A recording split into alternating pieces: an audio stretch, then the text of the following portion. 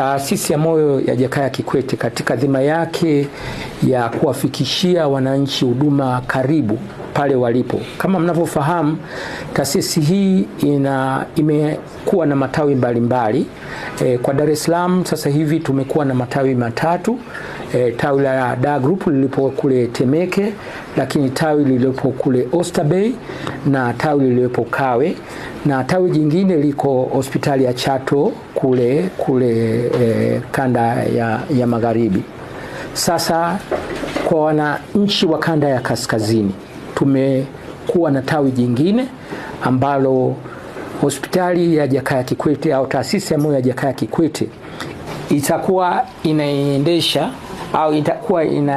inaendesha hospitali ya Arusha Lutheran Center ambayo ilikuwa chini ya hiyo hospitali. Kwa hiyo uongozi wa taasisi ya Moyo wa Jakaya Kikwete ndio utakuwa unaisimamia hospitali, na madaktari wa Jakaya ndio watakuwepo hapa wakishirikiana na wale madaktari wa zamani ambao walikuwepo pale. Kwa hiyo kuanzia tarehe 1 mwezi wa kwanza 2026 hospitali hii itakuwa chini ya taasisi ya Moyo ya Jakaya kama tawi la 5.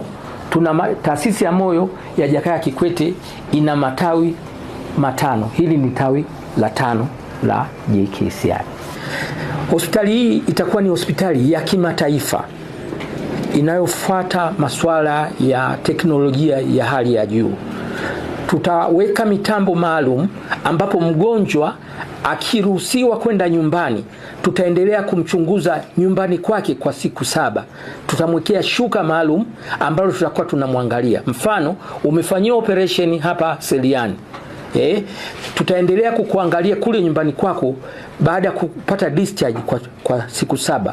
Tutaweka teknolojia maalum inaitwa doze ambayo tutakuwekea hilo shuka kwenye kitanda chako, tunakuangalia, tutaona mapigo yako ya moyo, tutaona unavopumua, tutaona oksijeni yako kwenye damu, na chochote kikitokea ambulance ya Jakaya Kikwete ambayo itakuwa iko hapa Seliani itakufuata pale nyumbani na kuhakikisha kukuokoa usiweze kupoteza maisha yako ghafla. Kwa hiyo tutakuwa na mambo makubwa, lakini hospitali hii inaenda kupata hisibati maalum, accreditation, international accreditation. Tayari tumeshaanza kutengeneza mipango maalum ya kuhakikisha hospitali hii inapata accreditation kama vile taasisi ya Moyo ambayo inaenda kupata accreditation hivi karibuni.